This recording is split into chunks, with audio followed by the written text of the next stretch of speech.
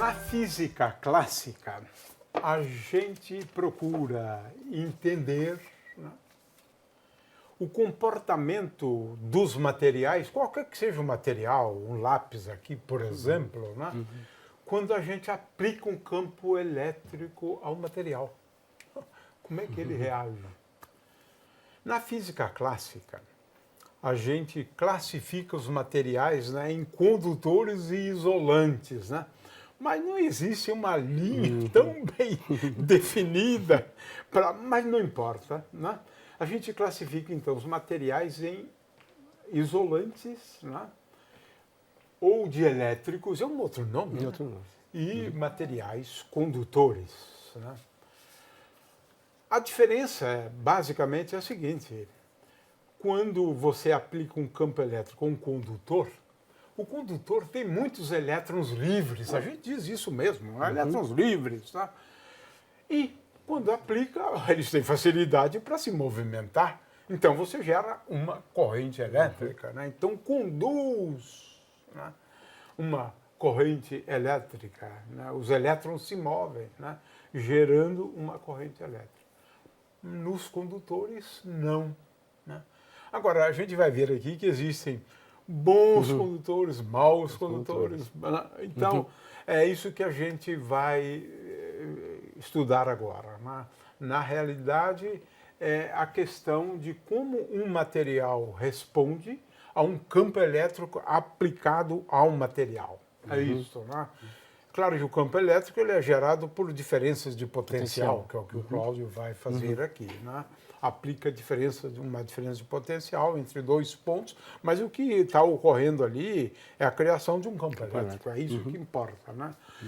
Muito bem, então eu quero que preste atenção também na primeira parte da experiência dele, porque eu acho que aquela primeira parte já é fantástica. Então vamos lá, Cláudio. Vamos lá. Bom, então o circuito é muito simples. Eu liguei esse fio na tomada e eu tenho aqui uma lâmpada que está em série com o circuito. Então, em série significa que ao encostar um terminal no outro, né, ele vai acusar a passagem de uma corrente elétrica. E a intensidade é bem forte, E a né? intensidade é bem forte. Então, essa é uma lâmpada de LED, né? Uma lâmpada de LED, ele consome muito pouco, de uma resistência alta, então qualquer passagem de uma corrente elétrica pequena, ele já é capaz de acender. Né? Então vamos ver, por exemplo, um pouco de água, né? Água comum de torneira. Para uma lâmpada incandescente ela nem acenderia, né? Porque a lâmpada incandescente precisa de mais corrente. Então vamos colocar aqui nos terminais, aqui nas pontas, né? Nas bordas, e a gente vê que ele começa a piscar. Então, o campo elétrico aí se reduz por um fator 80, mais ou menos, que é a constante dielétrica, né?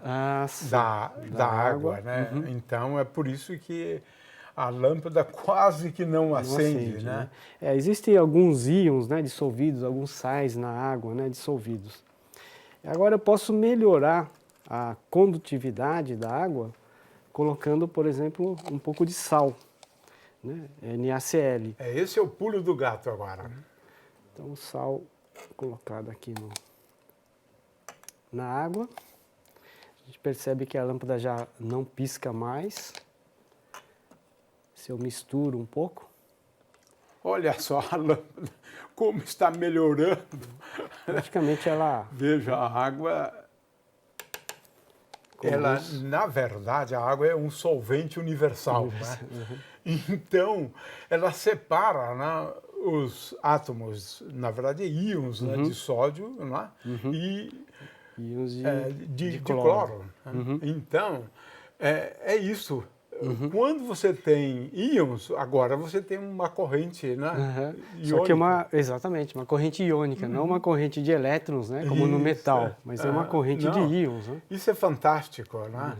É porque a água reduz, porque aquela interação é essencialmente iônica, né? A do sal. Do sal. Né? E em se tratando de íons, como a constante dielétrica é muito grande, ela enfraquece o campo elétrico de atração entre os átomos, né?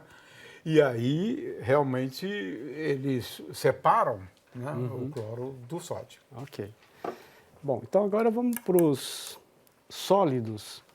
Então vamos ver, para essa tensão aqui de 127 volts, um pedaço de plástico, por exemplo, né? Ele é um ótimo isolante, né?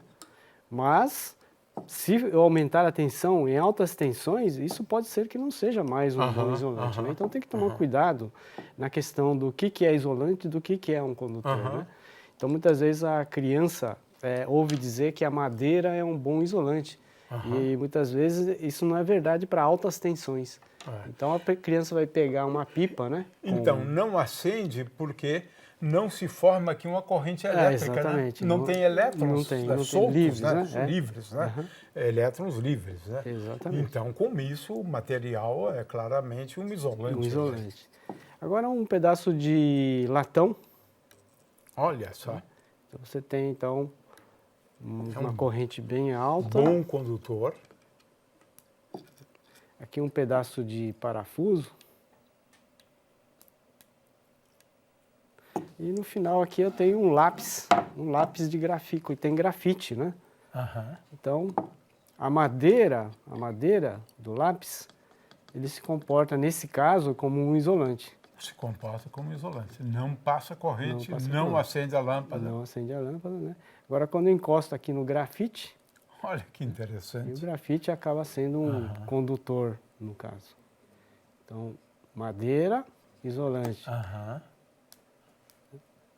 Certo? Lembrando que a madeira, ele é isolante nesse caso, mas pode ser um ótimo condutor. Por isso não se deve falar para a criança tentar pegar a pipa com cabo de vassoura, por exemplo, naqueles fios de alta tensão. Porque a madeira, nesses casos, pode ser um condutor. Vai conduzir. Sim, a tensão for muito alta. Agora, o que diferencia, né? Cada material desse aí é uma constante física, né? A condutividade elétrica, né? É isso que faz a diferença entre cada material. Cada um deles tem uma constante de elétrica diferente. Uma das principais características dos condutores em primeiro lugar, quando você tem um condutor, as cargas se distribuem na superfície. Isso quando sob a ação de um campo elétrico externo, né? Porque aqui a gente está sempre falando de materiais quando aplicamos um campo elétrico a ele, externo, né? De forma que cargas se distribuem na superfície de um condutor e de tal forma a que no interior do condutor o campo elétrico seja igual a zero. Essa é a característica de um condutor, né? Fora do condutor e na superfície do condutor, mas agora tem um detalhe, né? Na superfície, a partir da superfície, né? Tem um campo elétrico, porque no interior é zero. Então, o campo elétrico tem uma descontinuidade, que é uma situação realmente interessante, né? Uma grandeza física que tem uma descontinuidade, né? Você não pode determinar exatamente o valor na superfície, né? Um pouquinho acima e um pouquinho abaixo. Um pouquinho abaixo é fácil, é zero. Mas um pouquinho acima depende da distribuição de cargas elétricas na superfície, né? É uma forma, inclusive, de determinar isso. Bom, o Cláudio vai fazer várias experiências, né, onde a gente faz uso disso, né? E um uso é a gaiola de Faraday, que ele vai explicar agora. Bom, aqui então nós montamos uma gaiola, usando realmente uma gaiola de passarinho, né? Só que a gente recobriu com uma tela metálica de furinhos bem pequenos, né? Porque a ideia dessa gaiola, inclusive, é fazer uma blindagem, por exemplo, para um aparelho celular. Né? Um aparelho celular, hoje em dia, eles têm uma tecnologia de forma... Ele pega até dentro de elevador, por exemplo. Pequenos buracos, né, acaba que não blindando o campo elétrico no celular. Então, aqui a malha é bem fina, e aqui a gente pode colocar, inclusive, né, um aparelho celular e a gente pode notar que ele perde totalmente o sinal. Mas antes disso, vamos mostrar aqui o efeito do campo elétrico no interior ser igual a zero, né?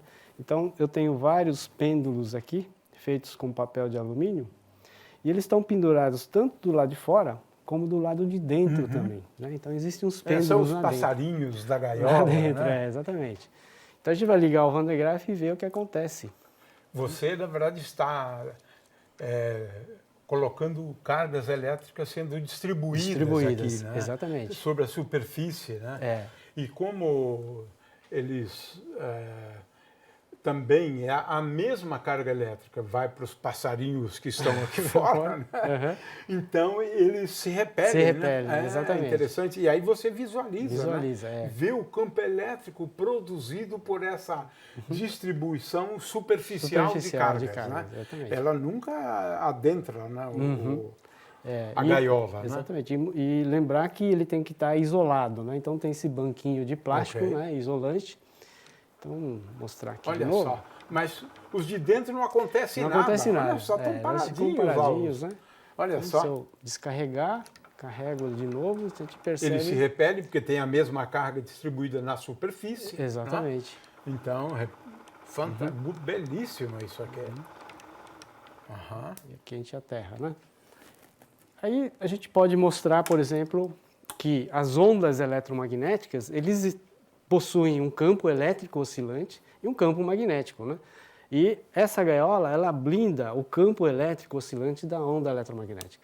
Então não deixa a onda eletromagnética, por exemplo, das ondas de rádio... É porque é sempre dentro do mesmo espírito, né? Não haver campo elétrico Sim, lá dentro. lá dentro, né? exatamente. E ondas eletromagnéticas são Ondas constituídas externas, né? de campos elétricos e magnéticos. magnéticos. Logo, ela deve também impedir a onda eletromagnética.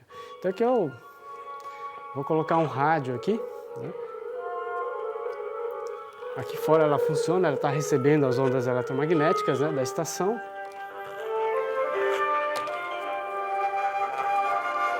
Então, agora a gente vai colocar dentro da gaiola e ela perde totalmente o sinal. Se eu abro e coloco a minha mão,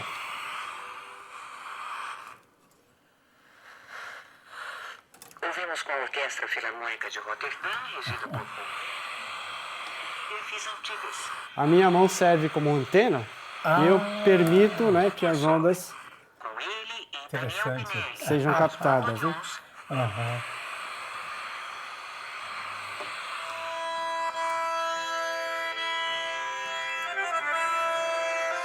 Interessante.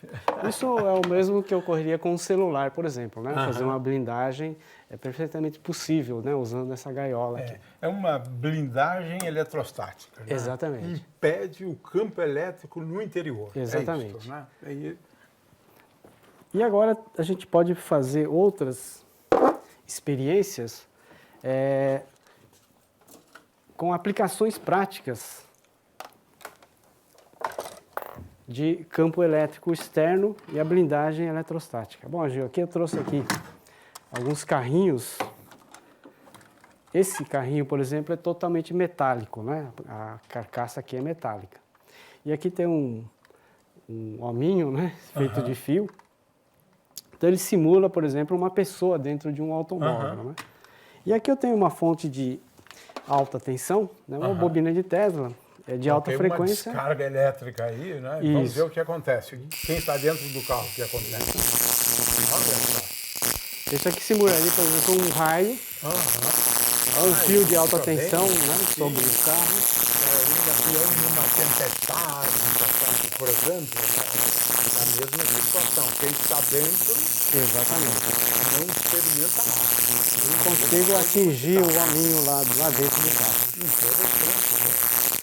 Agora a gente pode Bela demonstração. abrir o carro e fazer o hominho ficar, por exemplo, com as perninhas do lado de fora, né?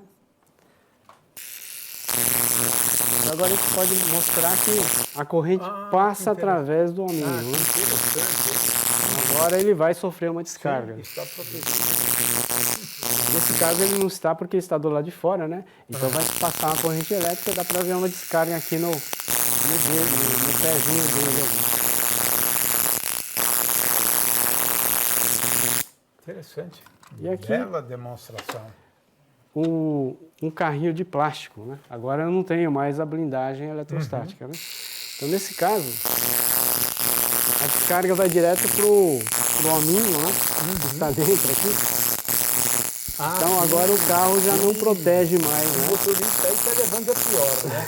Então, olha, não comprem carros de plástico. Hein? E aqui uma outra situação que ocorreu já em trios elétricos, que um fio de alta tensão caiu, por exemplo, no caminhão do trio elétrico. Muitas pessoas que estavam do lado de fora, né, no chão, ao lado do trio elétrico, morreram. Né? E pessoas que estavam sobre o trio elétrico não sofreram nada. Ah, interessante. Né? Então a gente pode simular a queda de um fio de alta tensão, por exemplo, né, no trio elétrico. Olha só o que acontece. Com as pessoas, né? Exatamente. Uma pessoa que esteja do lado, né? Interessante, olha só. Então, essa é boa. Várias muito pessoas morreram, né, ao Aham. redor, mas as pessoas que estavam em cima... Isso não acontece não nada com ele, né? Está no Olha mesmo só. potencial, né, do carro. A não ser que a queda fosse em cima dele. Então, essa é uma aplicação esse prática, efeito aqui né, interessante. Muito bacana interessante. sobre gaiola de Faraday.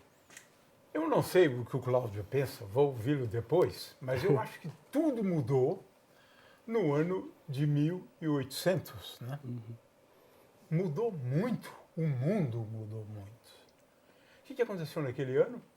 Volta descobriu a pilha e elétrons começaram a se movimentar, né, a nosso favor. Né? Tudo mudou. Né? Com o primeiro gerador, né, de corrente elétrica. Né?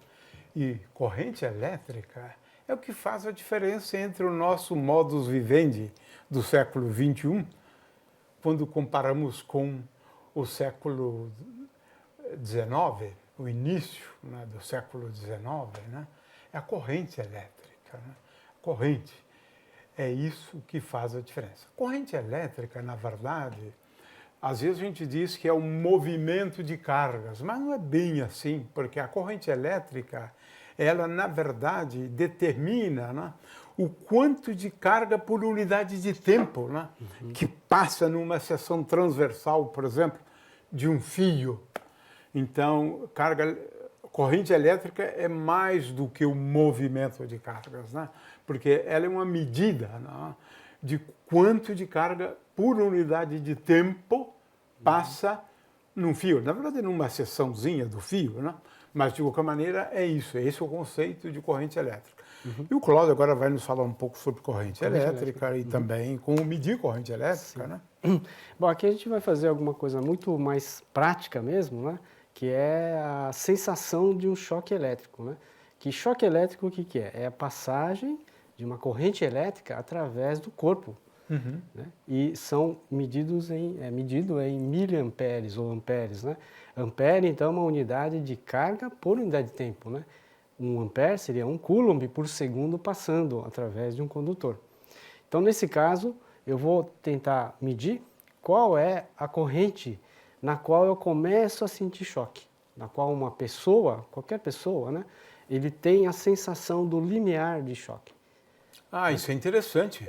Muito isso útil. É muito útil porque cada pessoa tem uma resistência diferente na pele, na mão. Então, tem pessoas que, se você colocar 10 volts, não está sentindo nada. 30 volts, nada. Mas tem gente que com 10, 15 volts ele já está sentindo choque. E outros que com 100 volts não está sentindo nada. Então, depende muito da resistência da mão.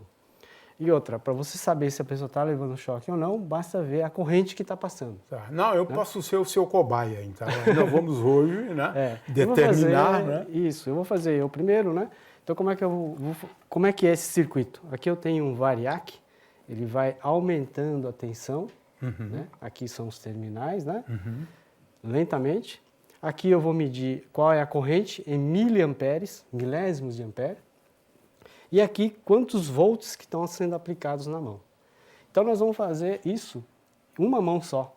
Por quê? Porque se eu uso um em cada mão, o perigo é que a corrente vai passar pelo coração.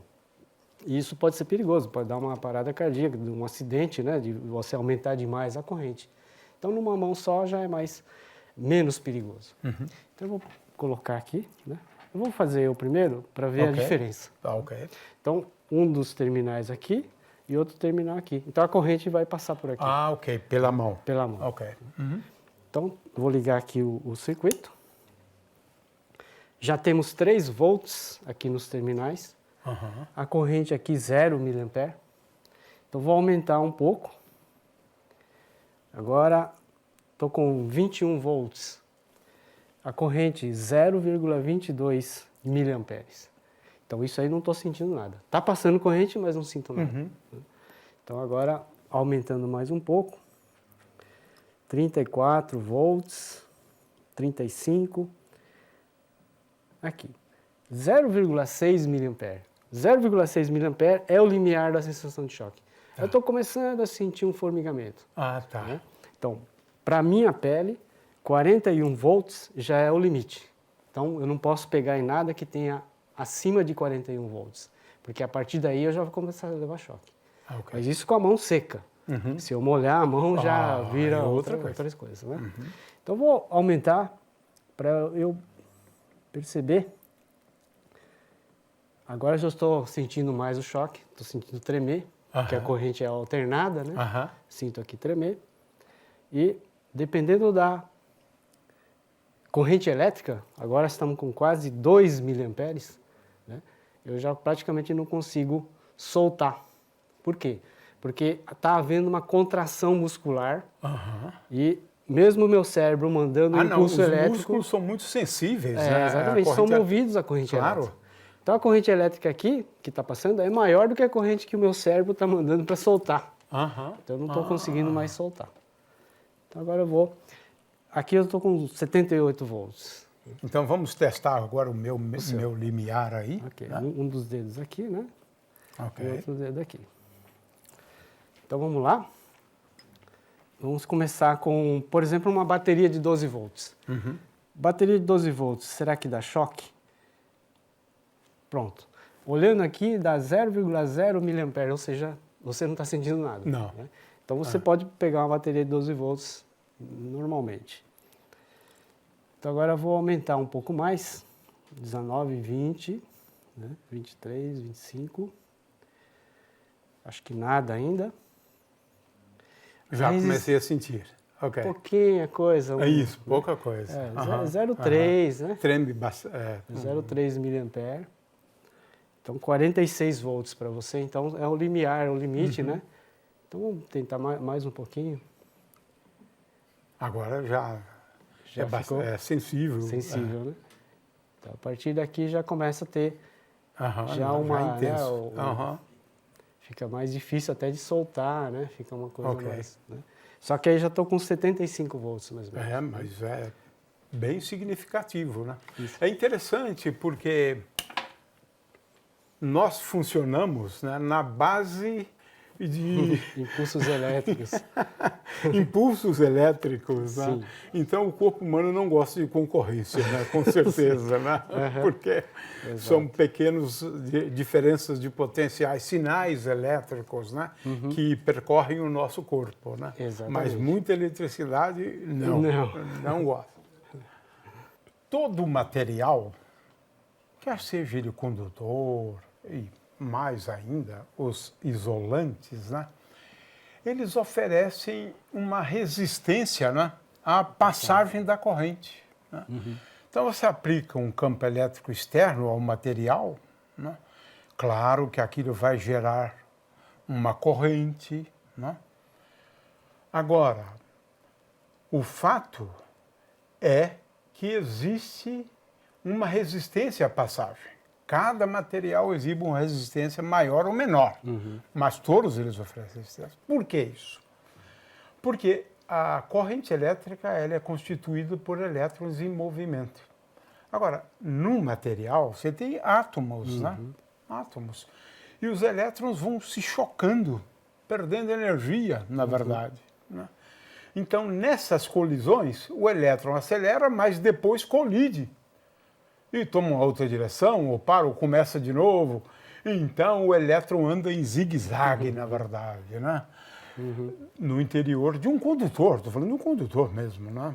Isolante, então, nem se fala, né? De forma que isso acaba sendo útil também, né? Porque a gente consegue construir resistores, né? E os resistores, de preferência, aqueles que oferecem uma resistência maior, né, à passagem, né? É claro que temos vários tipos de resistores, né? De forma que os resistores, né, eles exibem essa capacidade de resistir à passagem de uma corrente, e isso é medido por meio de uma característica, né, que é a resistência do condutor, do fio, né, a resistência do fio. Então, esse é um efeito inevitável. Os fios se aquecem, né? Vamos ver o efeito Joule depois, né? Mas às vezes a gente faz uso disso, né? Veja o chuveiro lá da sua casa, né? Com uma resistência, né? Aquece a água, né? O fato é que é muito útil, né? E também em circuitos é muito útil, né, Cláudio? Então vamos lá. Ok. Bom, então, todo material, então, tem resistência, né? Resistência, então, como você falou, é a dificuldade, é uma característica. Agora, o componente eletrônico que tem uma certa resistência, a gente chama de resistor. Esse é um componente eletrônico, então. Então, esse resistor, por exemplo, ele marca 120 ohms. Que é uma unidade de resistência. De resistência, exatamente. É uma unidade de resistência medida em ohms. E aqui um multímetro digital que eu posso medir a resistência. Ele é só colocar na escala de ohms, né, e medir a resistência.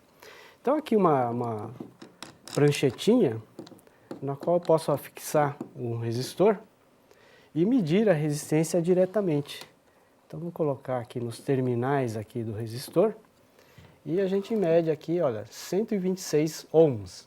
Okay. Então, apesar de estar marcado lá 120 ohms, na realidade tem 126 ohms, né? Porque ele tem uma tolerância de 10%, né? Então, 126 ohms.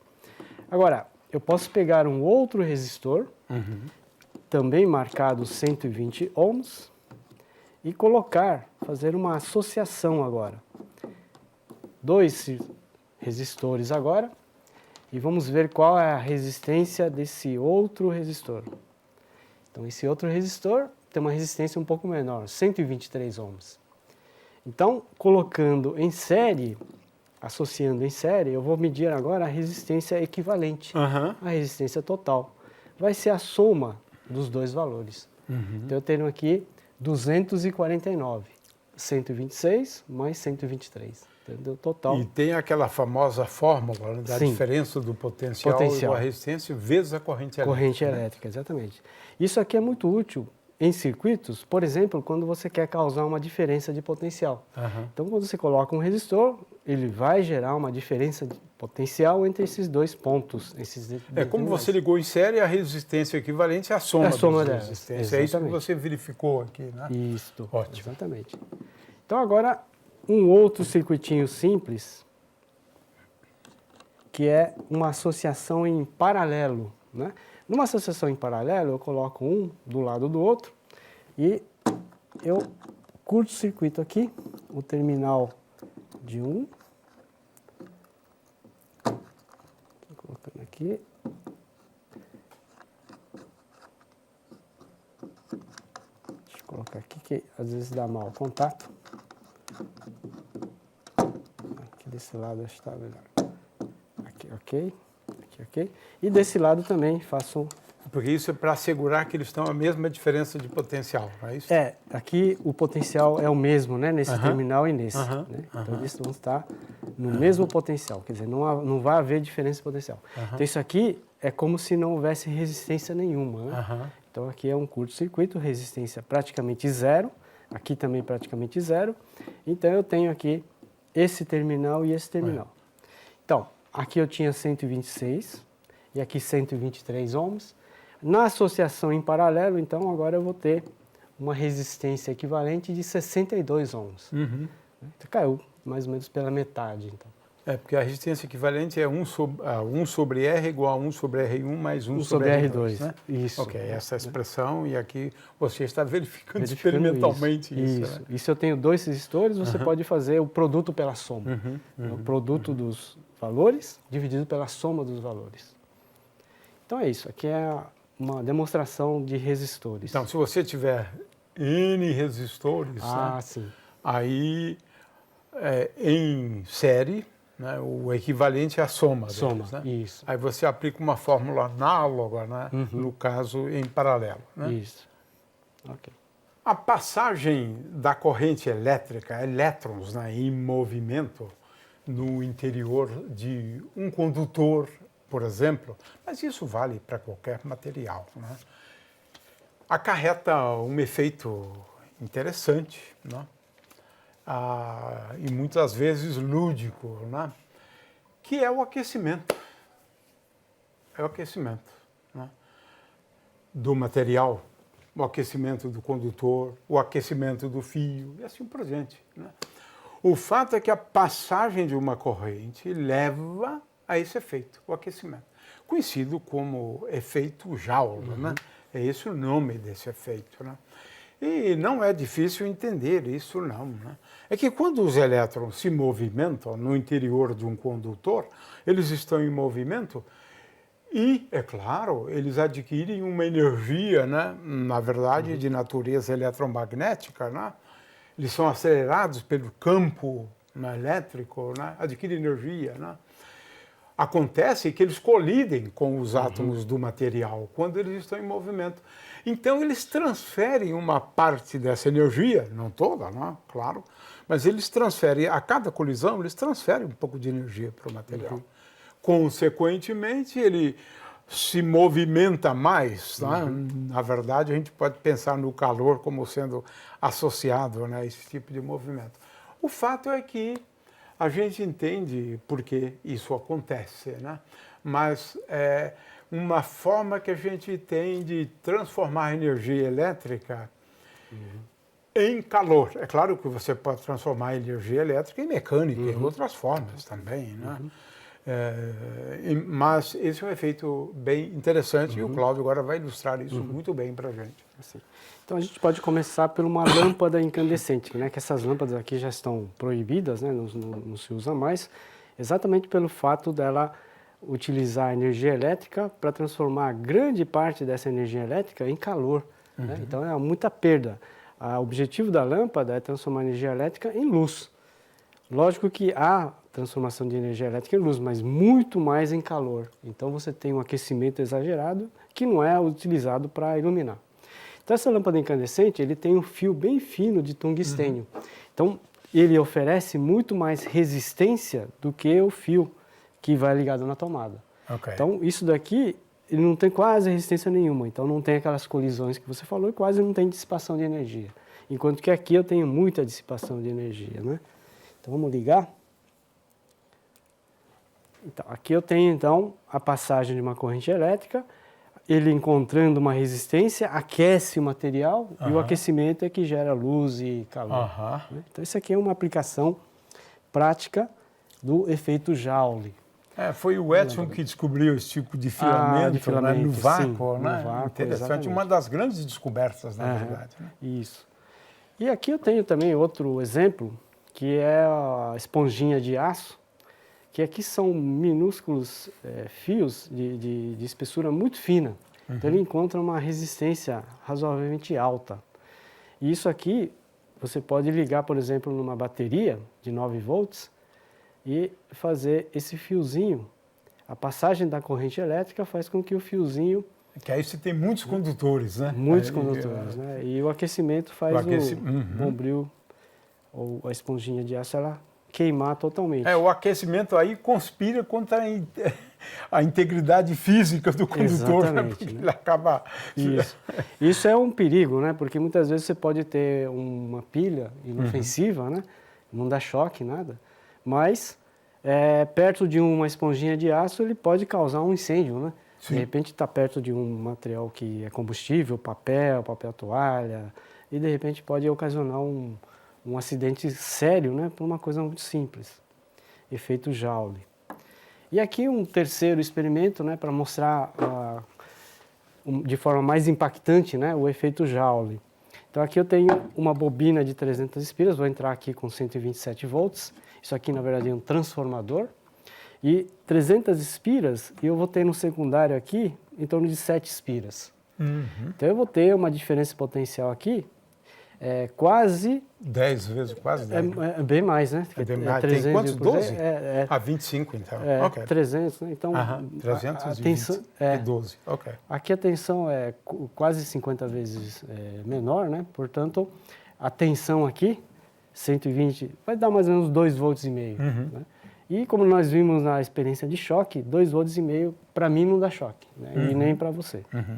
Então, a gente pode testar, né? A gente pode pôr a mão aqui, não acontece nada, porque a tensão aqui é 2,5 volts, não é suficiente para me dar choque. Ok. Por outro lado, a gente pode pôr um prego aqui, né? O prego ele tem uma resistência já bem menor do que a minha mão. Mas ele tem uma resistência muito maior comparado com esse fio grosso de cobre.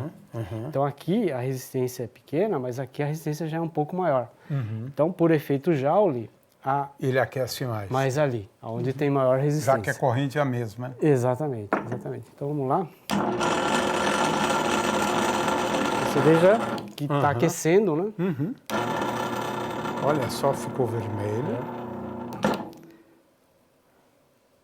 E praticamente fundiu, né? Quer dizer, derreteu o prego. Aqueceu né? tanto que... Exatamente. E aqui praticamente não aqueceu. Agora que eu vi, tem 8 espiras aqui, não é isso? 7 espiras. 7 espiras, e lá 300. 300, né? A relação de 300 então é um fator realmente grande. grande. Quase 50. E agora eu 300 posso... sobre 7. Eu posso agora soldar novamente o fio por efeito Joule de novo. Então o aquecimento pode fazer, então, fundir. Né? Então a solda elétrica, né? Pode ser utilizada usando esse efeito Joule aí. Muito bom. Estamos falando de materiais dielétricos ou isolantes, né? E materiais condutores, né? Agora, o que diferencia, na verdade, os materiais do ponto de vista, né, do que é importante, que é uma medida de como se gera uma densidade de corrente quando se aplica um campo elétrico. Né? É isso que é a grandeza importante, é a relação entre a densidade de corrente e o campo elétrico. E essa relação envolve uma constante característica do material, que é a condutividade elétrica. Então, cada material tem uma condutividade elétrica. Né? É assim que a gente distingue, né? É pela condutividade elétrica. A resistência já é um pouco diferente, né? Porque ela envolve a condutividade elétrica e as características geométricas do fio, né? O comprimento, né? A área da seção transversal, né? Mas é claro que a resistência também, né, leva em conta, né, o material, né? Porque um condutor, né, um material condutor, então, ele é caracterizado, né, por uma condutividade elétrica. Agora, a coisa não é tão simples assim, né? Porque a condutividade, de fato, depende da temperatura, né? Então, às vezes, e o Cláudio vai ilustrar isso agora muito bem, né? Você tem um material dielétrico, né? Mas ele não resiste a campos elétricos intensos. Porque se você aumentar a intensidade do campo elétrico, né, ele pode passar a ser um condutor. Né? Então, tudo depende também dessa questão, né, por exemplo, da temperatura. Né? Isso é uma coisa, por exemplo, que se deve levar em conta. E também, claro, do campo elétrico. Então, o Cláudio vai agora ilustrar isso. Né?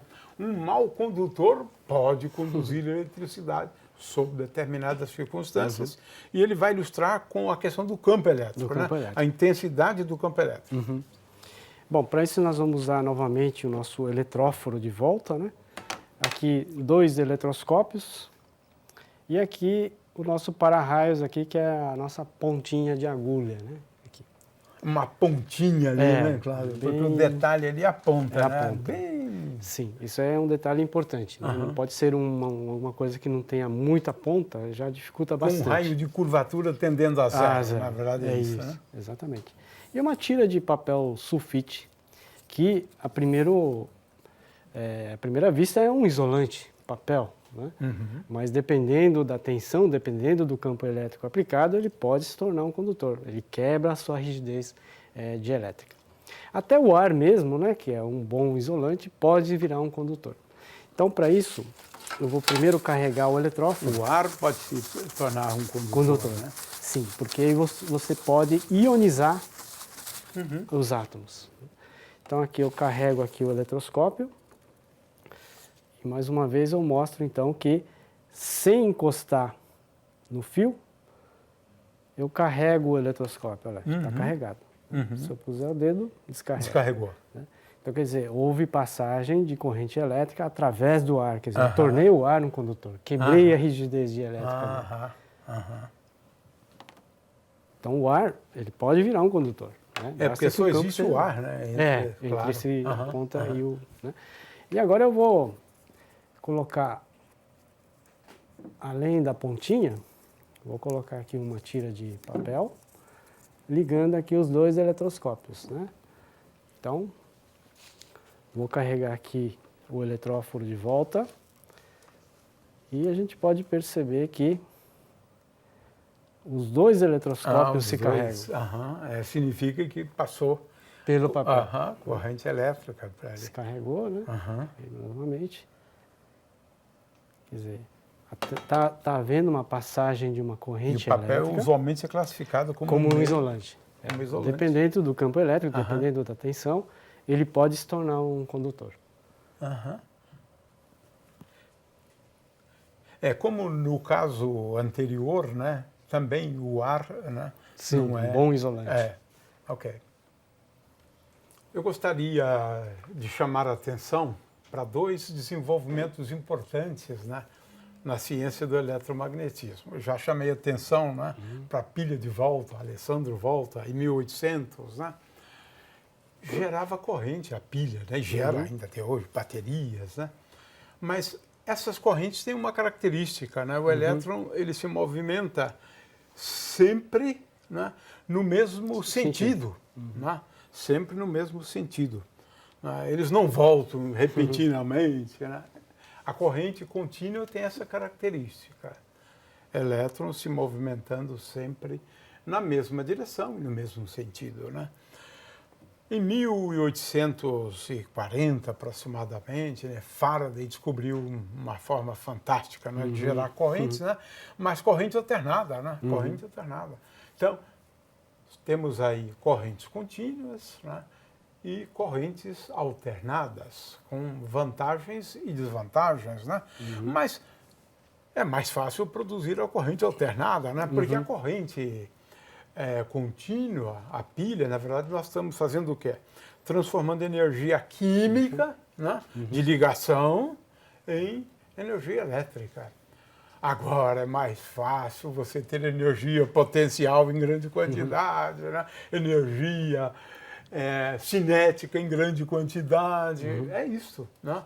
De forma que a gente pode gerar correntes elétricas contínuas, né, e alternadas, utilizando, como o Cláudio vai fazer agora, né, equipamentos simples, né, mas o que realmente gera uma quantidade enorme, né, é mais fácil gerar, é a corrente alternada. Então, na corrente alternada, o que acontece é que o campo elétrico se alterna, não é esse o problema. E o elétron não tem outra alternativa, né? De forma que ele, então, oscila. Né? É claro que depende do circuito, né? Ele realmente vai acabar oscilando, né? Mas oscila, a corrente oscila, por conta da oscilação associada ao movimento do elétron. Porque, na verdade, nós estamos falando aqui de movimentos de elétrons, na realidade. Né? Então, vamos lá, Cláudia. Tá. Então, Gil, aqui eu tenho um medidor de corrente é um medidor que é muito sensível. Ele está na escala de microampere, né? Então ele vai de 0 a 500 microamperes, né? Que é 10 elevado a menos 6 amperes, 1/1000º de ampere. Bom, vamos primeiro mostrar o tipo de corrente de uma pilha, né? Como você falou, é uma corrente contínua. Então, para isso, eu vou ligar a pilha, mas não vou ligar diretamente, porque a corrente que ele pode gerar é muito maior do que isso. Então, eu vou colocar um resistor em série, né? Tem 12 quiloohms, né, de série. Então, vamos colocar um terminal aqui no negativo, né, e outro terminal aqui no positivo e verificar a corrente, né? Você pode observar que a corrente é num sentido. O ponteiro ele fica parado, acusando mais ou menos em torno de 200 microamperes. E a corrente contínua, ele está só num sentido. Se eu inverter a polaridade aqui do ímã, eu vou obter, então, uma corrente no sentido contrário, né? Então, agora, desse lado... É porque você inverteu os polos Os aí. polos, exatamente. Então, o sentido da corrente também se inverteu. Né? Então, 200 mA, só que agora no sentido contrário. Então, esse é um tipo de corrente contínua, né? As cargas estão no movimento contínuo, sem mudar de direção, sem mudar de sentido. Agora, a gente pode ligar esse mesmo medidor aqui nos terminais dessa bobina. Bobina é um fio comprido enrolado aqui num carretel. Aqui tem mais ou menos 4.000 espiras. E aqui eu tenho um ímã. E aqui uma turbina, né? Uma simulação de uma turbina. Então isso aqui representa o funcionamento de uma usina hidrelétrica. Então é uma maneira muito mais fácil de gerar eletricidade, porque você usa energia mecânica, né? E energia elétrica. Então você não depende de energia química, né? Então qualquer coisa que faça movimento, você pode aproveitar para gerar eletricidade. Tá? Pode ser, por exemplo, o vento, né? Pode ser, por exemplo, a água, pode ser, por exemplo, o vapor saindo de uma caldeira. Então é sempre energia mecânica de alguma forma ou de outra, né? Ou potencial em cinética. Cinética, né? exatamente. Depois, Tá? Então aqui no caso uma hidrelétrica ela armazena a água numa represa, então ganha energia cinética. Essa energia cinética então gira as turbinas e a turbina que gera a corrente alternada, elétrica. né? Exatamente. É aqui que está então a conversão, né? Energia mecânica e energia elétrica. E aqui a gente pode observar o ponteiro indo de um lado para o outro. Então mostrando que a corrente uma hora é num sentido, uma hora no outro. Então ele vai e vem, vai e vai. Né? Então os elétrons uma hora estão num sentido, depois no outro. No outro, exatamente. Porque elas seguem basicamente o campo elétrico que é gerado, né? Exatamente. Então eu posso ter aqui, no caso, uma fase, né? Então uma bobina apenas. Agora se eu tivesse mais uma outra bobina aqui e mais uma terceira bobina aqui, eu poderia ter 3 fases, né? Então eu poderia ter um sistema trifásico, né? Que é o que ocorre geralmente nas usinas hidrelétricas. Então aqui um exemplo de uma corrente alternada e aqui um exemplo de corrente contínua. O que é importante aqui, Cláudio, é você destacar, né, que a corrente, na verdade, tem origem aqui, não é? Porque o que acontece é os elétrons desse fio, eles experimentam, nesse caso, a força de Lorentz, né? Porque, na verdade, né, nesse caso, o campo magnético está variável, mudando. Nesse campo caso, elétrico. é o fluxo mesmo, né? Isso. A variação do fluxo do campo magnético, né? Que gera então, campo elétrico. Aquela história do campo magnético variando com o tempo, né? Dando lugar a um campo elétrico. Isso. Okay.